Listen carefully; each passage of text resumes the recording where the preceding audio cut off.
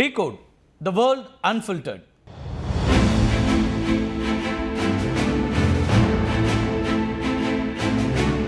ஆயத்துல்லா அலி காமனியினுடைய வாரிசை தேடக்கூடிய பணிகளை அந்த நாடு முடுக்கிவிட்டிருக்கிறது.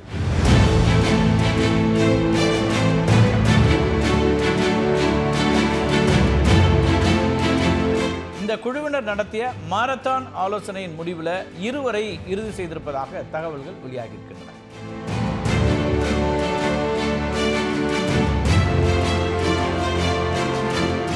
இஸ்ரேலுடனான போரில் ஈரான் மாபெரும் வெற்றி பெற்றிருப்பதாக அறிவித்திருக்கிறார் ஈரானுடைய உச்சபட்ச தலைவர் ஆயத்துல்லா அலி காமனி.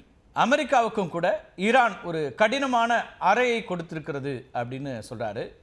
கன்னத்தில் ஒரு பெரிய அறை கொடுத்த மாதிரி அப்படின்னு ஒரு ஸ்டேட்மெண்ட் சொல்றாரு. போர் நிறுத்தத்திற்கு பிறகான முதல் பதிவில் ஈரானுடைய அணுசக்தி மையங்களை தாக்கியதன் மூலம் அமெரிக்கா எந்த வெற்றியையும் அடைந்து விடவில்லை அப்படிங்கிற ஒரு கருத்தையும் முன்வைக்கிறாரு கமேனி.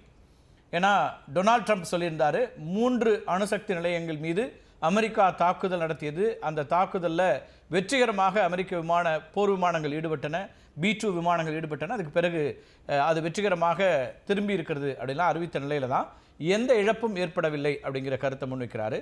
ஈரானை அமெரிக்கா மீண்டும் சீண்டினால் அமெரிக்க இராணுவ தளங்கள் தகர்க்கப்படும் அப்படிங்கிற ஒரு எச்சரிக்கையும் கூட கொமேனி கொடுக்கிறார். கத்தாரில் இருக்கக்கூடிய அமெரிக்க இராணுவ தளம் மீது தாக்குதல் நடத்தியது சிறப்பாக இருந்தது அப்படிங்கிற ஒரு கருத்தையும் அவர் முன்வச்சிருக்கிறாரு. இதுதான் முதல் கருத்து. அமெரிக்க தாக்குதலுக்கு பிறகு கத்தார் மீது ஈரான் நடத்திய தாக்குதலுக்கு பிறகு சீஸ்ஃபயர் வந்துருச்சு, ஒரு இடைக்காலமாக போர் நிறுத்தம் வந்திருக்கிறது அப்படின்னு அறிவிக்கப்பட்ட பிறகு ஈரானுடைய உச்சபட்ச தலைவருடைய கருத்து இதுதான் முதல் கருத்து. ஈரானின் எதிரிகள் அணுசக்தி நிலையங்களை காரணமாக கூறினாலும் சரணடைய வைப்பதே அவர்களுடைய நோக்கம் அப்படின்னு குறிப்பிடுறாரு. ஆனால் அது ஒருபோதும் நடக்காது அப்படிங்கிறாரு. சரண்டர் அப்படிங்கிற பேச்சுக்கே இடமில்லை அப்படிங்கிறது தான் கமேனியுடைய கருத்தாக இருக்கு. இஸ்ரேலில் இருக்கக்கூடிய ஜியோனிஸ்ட் ஆட்சி ஈரான் தாக்குதலில் நசுக்கப்பட்டிருக்கிறது அப்படின்றாரு. அது மட்டும் சொல்லலை, அமெரிக்கா தலையிட்டதுனால நெத்தன்யாகு தன்னுடைய ஆட்சியை காப்பாற்றி கொண்டார் அப்படிங்கிற கருத்தையும் அலி கமானி முன்வைக்கிறாரு. மிக காட்டமான ஒரு விமர்சனத்தை முன்வைக்கிறாரு. இதுக்கிடையில் ஆயத்துல்லா அலி காமனியினுடைய வாரிசை தேடக்கூடிய பணிகளை அந்த நாடு முடுக்கிவிட்டிருக்கிறது. கடந்த 2 ஆண்டுகளுக்கு முன்பாக கமேனியால் அமைக்கப்பட்ட 3 பேர் கொண்ட குழு அடுத்த தலைவரை தேர்வு செய்யக்கூடிய பணியில் ஈடுபட்டுச்சு. 86 வயதான ஆயத்துல்லா 1989ஆம் ஆண்டு முதல் ஈரானுடைய உச்சபட்ச தலைவராக இருந்து வருகிறார். மத தலைவராகவும் இராணுவ தலைவராகவும் இருக்கக்கூடிய கமேனி ஈரான் தொடர்பான அனைத்து முடிவுகளையும் எடுக்கக்கூடிய வல்லமை பொருந்தியவராக, அதிகாரம் பொருந்தியவராக இருக்கிறார். பொருளாதாரம், சுற்றுச்சூழல், வெளியுறவு கொள்கை, கல்வி, தேசிய திட்டங்கள் அப்படின்னு எதுவாக இருந்தாலும் கமேனியனுடைய ஒப்புதல் தேவை. ஈரானை பொறுத்த வரைக்கும் சட்டமன்றம், நீதித்துறை, அப்புறம் அரசோட நிர்வாக கட்டமைப்புகள் இது எல்லாமே இஸ்லாமிய கொள்கையின்படி செயல்படுகின்றனவா அப்படிங்கிறத உறுதி செய்யக்கூடிய இடத்துல யார் இருக்காங்கன்னா உச்சபட்ச தலைவர் தான் இருக்கார். ஈரானுடைய அரசு அதிகாரிகளை நீக்கவும் நியமிக்கவும் கமேனிக்கு மட்டுமே அதிகாரம் இருக்கிறது. குறிப்பாக ஈரானுடைய கார்டியன் கவுன்சிலில் சட்ட வல்லுநர்களை யாருடைய தலையீடும் இன்றி அவர் தான் நியமிப்பார். கார்டியன் கவுன்சில் அப்படிங்கிறது ஈரானுடைய அதிகாரமிக்க ஒரு குழு. சுழற்சி முறையில் 12 உறுப்பினர்களை கொண்டதாக இந்த குழு இருக்கும். இதில் 6 பேர் மத நீதிபதிகள், மீதமுள்ள 6 பேர் சிவில் நீதிபதிகளாக இருப்பாங்க. ஈரானில் நடக்கக்கூடிய அதிபர் தேர்தல், நாடாளுமன்ற தேர்தல், அசம்பிளி ஆஃப் எக்ஸ்பர்ட்ஸ் தேர்தல் அப்படின்னு எல்லா தேர்தலுக்கும் யார் பொறுப்பு அப்படின்னு பார்த்தீங்கன்னா கார்டியன் கவுன்சில் தான் அதுக்கு பொறுப்பு இருக்குது. தேர்தல்களில் போட்டியிடக்கூடிய அனைத்து வேட்பாளர்களும் கார்டியன் கவுன்சிலில் ஒப்புதலை பெற்றிருக்க வேண்டும். அவங்க ஒப்புதல் இல்லைன்னா அங்கே தேர்தலில் போட்டியிடவே முடியாது. ஈரான் மீது இஸ்ரேல் கடந்த 13ஆம் தேதி திடீர் தாக்குதல் நடத்தி அந்த நாட்டின் இராணுவ தளபதிகளையும் அணு விஞ்ஞானிகளையும் குறிவைத்து கொன்றது. கமேனியும் கொல்லப்படுவார் அப்படின்னு இஸ்ரேல் பிரதமர் நெத்தன்யாகு அறிவித்திருந்தார். இதனைத் தொடர்ந்து வெளியுலக தொடர்பை துண்டித்து கொண்டு அவரது குடும்பத்தினரோடு கமேனி மறைவு வாழ்க்கை வாழ்ந்து வருகிறார். அவரை ஈரானுடைய புரட்சிகர படையின் வலி-இ-அமீர் அப்படிங்கிற சிறப்பு படை பாதுகாத்து வருகிறது. இந்த நிலையில தான் அடுத்த தலைவரை தேட கமேனி அமைத்த குழு தங்களுடைய தேடுதல் வேட்டையை ஆரம்பித்திருக்கிறது, தேடுதலை தொடங்கி இருக்கிறது. இந்த குழுவினர் நடத்திய மாரத்தான் ஆலோசனையின் முடிவில் இருவரை இறுதி செய்திருப்பதாக தகவல்கள் வெளியாகியிருக்கின்றன. அதில் ஒருத்தர் மோசபா ஹொசைனி கமேனி அப்படிங்கிறவர், இன்னொருத்தர் ஹசன் கமேனி அப்படிங்கிறார். யார் இந்த 2 பேர் அப்படிங்கிற கேள்வி தான் இப்போ உலகம் முழுக்க கவனிக்கப்படக்கூடியதாக இருக்கிறது. ஏன்னா அடுத்த ஈரானுடைய உச்சபட்ச தலைவர் அப்படின்னு வரக்கூடியவர் யாராக இருக்கிறார், அவர் என்ன விதமான கொள்கைகளை முன்வைக்கிறார், அவருடைய அணுகுமுறை என்னவாக இருக்க போகிறது அப்படிங்கிறத பொறுத்து தான் அந்த பிராந்தியத்தினுடைய அமைதியும் சேர்த்தே பார்க்கப்படும். இஸ்ரேலுக்கும் அது செய்தியாக இருக்கும், அமெரிக்காவுக்கும் அது செய்தியாக இருக்கும். இந்த முஜ்தபா கமேனி அலி கமேனியினுடைய 2வது மகன், 56 வயதாகக்கூடிய முஜ்தபா ஈரானில் எந்த பதவியையும் வகிக்கவில்லை. ஆனால் தன்னுடைய தந்தையைப் போலவே மிகவும் செல்வாக்கு மிகுந்தவராக இருக்கிறார். மத்திய அளவிலான ஒரு மத குருவாக இருக்கிறார். ஈரானில் அயதுல்லா, கிரண்ட் அயதுல்லா அப்படின்ற 2 மத பதவிகளுக்கு அடுத்து வருவது இந்த ஹோஜதோசலாம் அப்படிங்கிற ஒரு பொறுப்பு. உச்சபட்ச தலைவருடைய முக்கிய உதவியாளர், நம்பிக்கைக்குரியவர், முடிவெடுக்கக்கூடியவர் அப்படின்னு பரவலாக அறியப்படவராக இருக்கிறார் இந்த முஜ்தபா. 1980ஆம் ஆண்டு முதல் 8 ஆண்டுகள் நடைபெற்ற ஈரான் ஈராக் போரில் பங்கெடுத்தவரும் கூட. இந்த போரில் இஸ்லாமிய புரட்சிகர படையினுடைய ஹபீப் பட்டாலியன் அப்படிங்கிற பிரிவை வழிநடத்தியிருக்கிறாரு. இந்த முஜ்தபா போரில் பங்கேற்றதன் மூலமாக ஈரானின் வலிமை வாய்ந்த இஸ்லாமிய புரட்சிகர படை தளபதிகளோட, உயர் அதிகாரிகளோட அப்படின்னு நெருக்கம் ஏற்படுத்தி கொண்ட ஒருத்தராகவும் இருக்கிறார். ஒரு இளைஞனாக போரில் நேரடியாக பங்கேற்றது அவருக்கு நடைமுறை மற்றும் கள அனுபவங்களை வழங்கியதாக இருந்திருக்குது. முஜ்தபா தனது அடிப்படைவாத கருத்துக்களுக்கு பெயர் பெற்றவராகவும் இருக்கார். தன்னுடைய தந்தையின் பழமைவாத கொள்கைகளை பின்பற்றக்கூடிய ஒருவராகவும் இவர் இருக்கிறார். ஹிஜாப் அணிவதற்கு எதிராக 2022ஆம் ஆண்டு நடைபெற்ற பிரம்மாண்ட போராட்டங்களை ஒடுக்கியதில் முஜ்தபாவுக்கு ஒரு முக்கிய பங்கு இருக்குது. எந்த அரசு பதவியும் வகிக்காமல் முஜ்தபா ஈரானை கட்டுப்படுத்துவதாக கூறி 2019ஆம் ஆண்டு அமெரிக்க அதிபராக இருந்த ட்ரம்ப் அவருக்கு ஒரு தடை விதிக்கிறார்.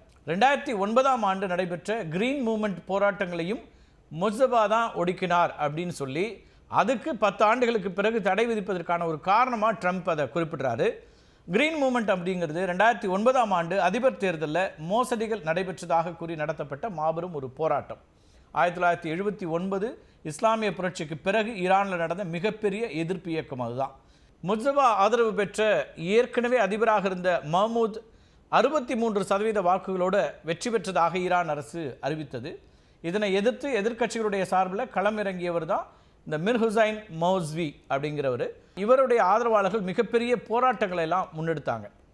இந்த மிர்ஹுசைன் மௌஸ்வி தேர்தலுக்கு பயன்படுத்திய பச்சை நிறத்துடன் மக்கள் போராடியதால் அது கிரீன் மூவ்மெண்ட் அப்படின்னு அழைக்கப்படுது. தனது தந்தையினுடைய அடிப்படைவாதம் அமெரிக்கா, இஸ்ரேல் மற்றும் மேற்கத்திய நாடுகளுக்கு எதிரான பார்வை அப்படின்னு இயங்கி வரக்கூடிய முஜ்தபா தான் அடுத்த உச்சபட்ச தலைவராக தேர்வு செய்யப்படுவார் அப்படின்னு பரவலாக கூறப்படுது. ஆனால் வாரிசு அரசியலுக்கு எதிராக பல ஆண்டுகளாக பேசி வரக்கூடிய அலி கமேனி இதற்கு ஒப்புக்கொள்வாரா அப்படிங்கிற கேள்வியும் எழுந்திருக்குது. கமேனி அமைத்த 3 பேர் கொண்ட குழுவினரின் பட்டியலில் இடம்பெற்றிருக்கக்கூடிய மற்றொருவர் ஹசன் கொமேனி, ஈரான் புரட்சியினுடைய தந்தை அப்படின்னு அழைக்கப்படக்கூடிய அயதுல்லா ருஹேல்லா கொமேனியினுடைய பேரன். இந்த ஹசன் கொமேனி 1993ஆம் ஆண்டு மத குருவாக மாறுகிறார். புனித நகரமான கோம்ல ஆசிரியராக பணியாற்றி வருகிறார். கொமேனி அடிப்படைவாதத்திற்கு எதிரானவர், மிதமான அல்லது சீர்திருத்தவாத கருத்துக்களை கொண்டவராக பரவலாக கருதப்படுகிறார். ஈரான் அரசினுடைய கடுமையான அடிப்படைவாத கொள்கைகளை வெளிப்படையாக விமர்சனம் செய்பவராகவும் இருக்கிறார். பெண் உரிமைக்கு ஆதரவாக குரல் கொடுத்து வரக்கூடிய ஒருத்தராக இருக்கிறார். கிரீன் மூவ்மெண்ட் போராட்டங்களின் போது எதிர்க்கட்சிகளின் பக்கம் நின்றவர். இதெல்லாம் முக்கியமானது. நேர் எதிராக இருக்கிறாரு அப்படின்னு பார்க்கலாம். ஈரான் புரட்சியினுடைய தந்தை அயதுல்லா ருஹேல்லா கொமானியினுடைய நேரடி வாரிசு அப்படிங்கிறதுனால ஈரான் முழுவதும் ஹசன் கொமேனி செல்வாக்கு மிக்கவராகவும் வலம் வந்து கொண்டிருக்கிறார். ஆனாலும் ஈரானுடைய அசம்பிளி ஆஃப் எக்ஸ்பர்ட்ஸ் குழு தான் அடுத்த உச்சபட்ச தலைவர் குறித்த இறுதி முடிவை எடுக்கும். இந்த குழு தான் உச்சபட்ச தலைவரின் செயல்களை கண்காணிக்கக்கூடிய அதிகாரம் பெற்றதாகவும் இருக்கிறது. இந்த அசம்பிளி ஆஃப் எக்ஸ்பர்ட்ஸ் குழு 88 உறுப்பினர்களை கொண்டது. இதனுடைய உறுப்பினர்களை மக்கள் வாக்கு செலுத்தி நேரடியாக தேர்வு செய்வார்கள். இதற்காக தேர்தல் 8 ஆண்டுகளுக்கு ஒரு முறை நடைபெறும். இதுதான் ஈரானில் இருக்கக்கூடிய வழக்கம். கடந்த ஆண்டு மார்ச் மாதம் 1ஆம் தேதி அசம்பிளி ஆஃப் எக்ஸ்பர்ட்ஸ் தேர்தல் நடைபெற்றிருக்கு. இந்த குழுவில் உறுப்பினர்களாக போட்டியிட விரும்புபவர்களை 12 பேர் கொண்ட கார்டியன் கவுன்சில் தேர்வு செய்யும். இதுதான் அங்கே இருக்கக்கூடிய நடைமுறை. அசம்பிளி ஆஃப் எக்ஸ்பர்ட்ஸ் குழுவிற்கு போட்டியிட விரும்புபவர்கள் இஸ்லாமிய நீதித்துறையில் உயர்கல்வி கற்றவர்களாகவும் அரசியல் மற்றும் சமூக நுண்ணறிவு பெற்றவர்களாகவும் இருக்க வேண்டும்ங்கிறது அடிப்படையான ஒரு தேவை. இஸ்லாமிய சட்டத்தில் தங்கள் நிபுணத்துவத்தை நிரூபிக்க கார்டியன் கவுன்சிலால் நடத்தப்படக்கூடிய எழுத்து மற்றும் வாய்மொழி தேர்வுகளையும் அவர்கள் தேர்ச்சி பெற வேண்டும்.